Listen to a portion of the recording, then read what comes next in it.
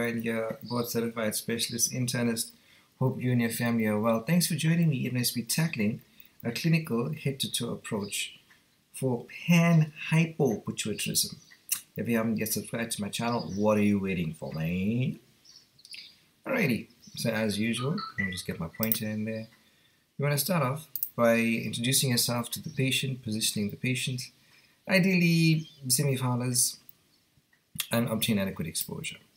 Then just step back and look at the overall appearance. Does the patient appear pale? Look for depigmented areolae, which speaks to Panhypopit, unless of course you're dealing with Nelson syndrome, right? Where the pituitaries go into overdrive, post-adrenalectomy, right? And look for smooth, hairless, so-called alabaster skin, right? Dry, silky hair, diminished axillary or pubic hair, right? The other place you see this is in chronic liver disease, right? Short stature, long legs, premature aging. Then, when you're working your way up the forearm and the arm, check for bradycardia by feeling the pulse, hypothermia, hypotension, and is there an element of orthostasis or postural hypotension, right? Then moving on to the head and neck, anosmia is something you can test for by giving the patient something strongly scented, and they won't be able to appreciate that smell, like coffee or maybe essence, vanilla essence for instance. Wrinkles at the corner of the mouth and eyes, diminished beard growth, no temporal recession. You may see a transfrontal hypophysectomy scar from previous pituitary surgery.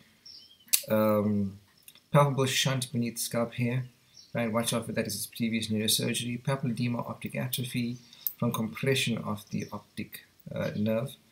Right, scotomata or bitemporal hemianopia, speaking to a visual field cut from an enlarging pituitary gland.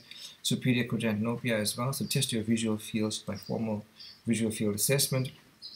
CSF rhinorrhea and radiation lens opacities. Right, now the patient may have a high-pitched voice, speaking to the hypogonadal state, or a husky voice in hypothyroidism. Right, working your way down to the precordium, check for galactorrhea if it's expressible, check for breast atrophy, nipple pallor. Right, of course, a very sensitive issue, but examine the scrotal area. If a small, soft testes, which speaks to hypogonadism. Chest for proximal weakness and easy fatigability, which keeps company with a lot of the endocrinopathies. But remember that the pituitary is the master hormonal gland. So if you have diminished FSH, diminished LH, diminished TSH, right, diminished growth hormone, all of those can manifest with proximal weakness, right? There's also prolonged relaxation phase with the ankle jerk, speaking to secondary hypothyroidism, or even primary hypothyroidism for that matter. Your analysis shows you a specific gravity of less than 1.01, variety which alludes to diabetes insipidus, and look for further signs of myxedema or acromegaly if clinically appropriate, right? So this taken from Tanya and O'Connor, questions to ask the patient who has suspected panhypopituitarism. Number 1, have you had problems with lethargy, weakness and fatigue, or weight loss, poor appetite, speaking to adrenocorticoid deficiency?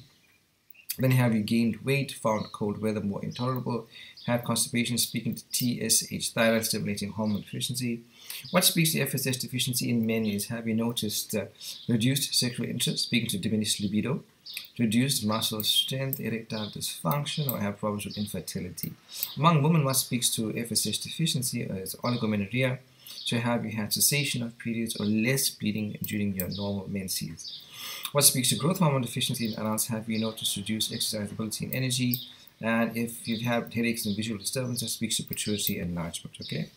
And then what are the different causes of panhypopit? Well, you can stratify them into the following categories: space-occupying iatrogenic head injury, Sheehan's, empty cellar, idiopathic, and drug-related. So space-occupying is a biological pituitary tumor, big old pituitary mass going and abutting the optic chiasm, right, coming up from the cavernous sinus as well, which can be non-secretory or secretory. Some people say functional, non-functional, secretory, non-secretory. Other tumors that can mimic this is clinopharyngioma or metastatic carcinoma, or granulomata as well in the way of sarcoidosis and tuberculosis. Could be iatrogenic in the back of surgery or irradiation. Could occur in the context of head injury or Sheehan syndrome, which is postpartum pituitary hemorrhage resulting in necrosis of the gland. So this usually manifests with the female patient post-delivery being unable to lactate. And you've got to think, there's the Sheehan syndrome. Empty cellar syndrome is an incidental MRI scan finding, not always associated with pituitary insufficiency. You've got an infarction or pituitary apoplexy, Usually the patient complains of a severe headache in association with hypopituitarism, idiopathic and drug-related in the way of monoclonal antibodies to immune regulators. Yeah, Harold Sheehan was a professor of pathology in Liverpool, England. Described the syndrome in the year 1937. Nice one. Okay, my friends, the book of 2 Peter chapter 1 verse 3 says that his divine power has given us everything we need for a godly life through him who called us by his goodness and glory. The Bible tells us that Jesus was made like his brothers in everything, yet he overcame temptation. And we know he overcame temptation by the power of the Holy Spirit working within him. And that same power is available to us, that he has called us to live a godly life. I pray that will be the cry of our hearts, to get to know God. Like Paul said, Father, that I may know you, and the fellowship of sharing in your suffering, and the power of the resurrection, be conformed to the image and likeness of Christ, pursuing Christ daily.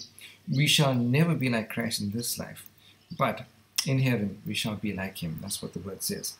And we can walk on this earth as Jesus walked. What a tremendous encouragement. I'll see you soon. Have a lovely day.